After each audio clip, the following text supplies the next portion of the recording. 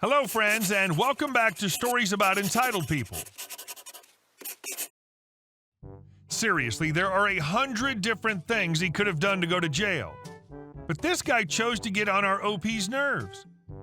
But before we begin, don't forget to subscribe to our channel if you're new here and turn on notifications so you don't miss a new video every single day. Here we go. No, you cannot walk out of here without paying. I don't care how badly you want to go to prison. This was a couple of years ago now, but I finally quit working for the company so I can tell all my crazy stories. I was working at a cell phone carrier in a city known for its homeless population, as well as our crazy people population, especially downtown. And my store was on the corner of Crazy Street and Homeless Drive. It was 7:40-ish, 20 minutes before I closed, when this guy came in. It was right around tax time, and he said, "I have $700, I need a phone and unlimited data on a prepaid." I lit up and thought I was going to have a good night. The other girl I was working with started closing up the store while I talked to this guy, counting tills, sweeping, etc. I pulled a couple of phones for him that were on promo for a postpaid account to check them on a prepaid. These were $700 to $800 phones on sale for $450. They rang up at normal cost, so I let him know that we would have to look at other options. We walked over to the display wall that was in the corner of the store.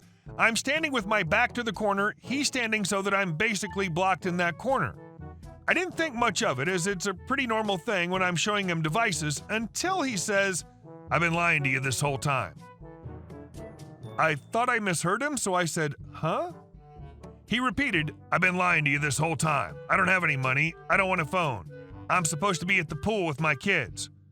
I'm trying to go back to prison." My eyes were about the size of dinner plates, and I hesitated before saying, let's go back to the counter." Trying my absolute best to stay calm, we walked back over there, and I slid the 3 or 4 phones I had on there into the drawer. He had his hands shoved way down in his hoodie pockets, and I could tell they were fists.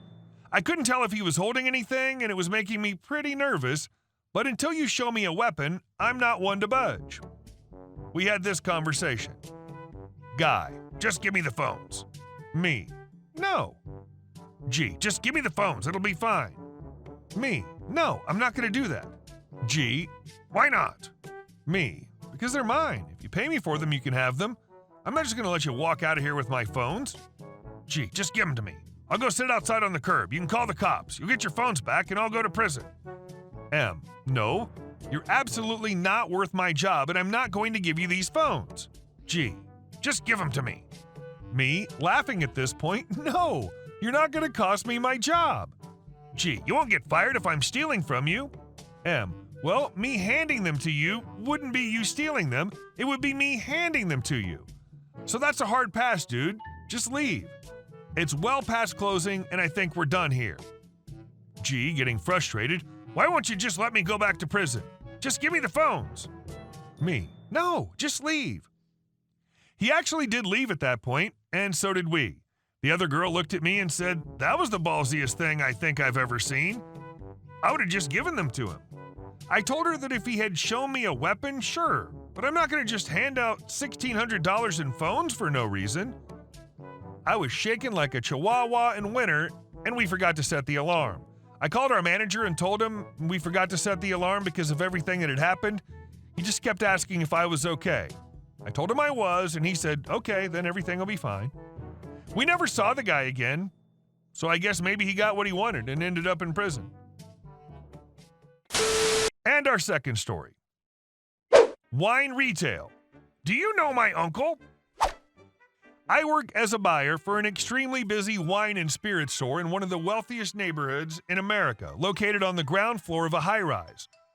I'm fairly young for this kind of position, so I'm often mistaken for simply a sales clerk.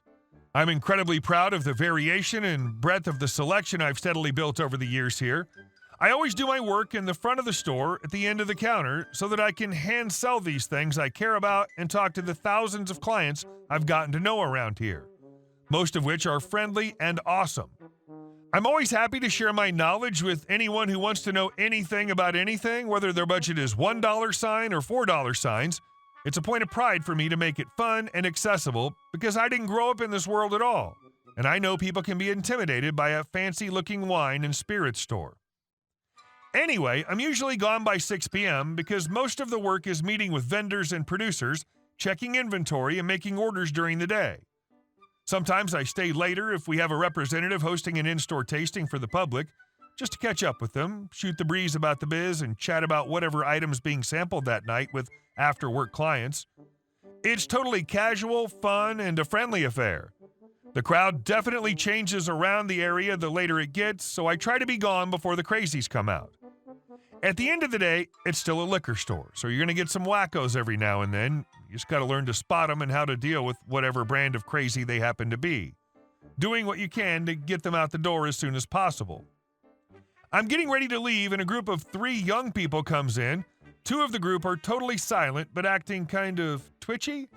But I can immediately tell the real threat is this girl who seems to be the little ringleader of whatever kind of night they're having.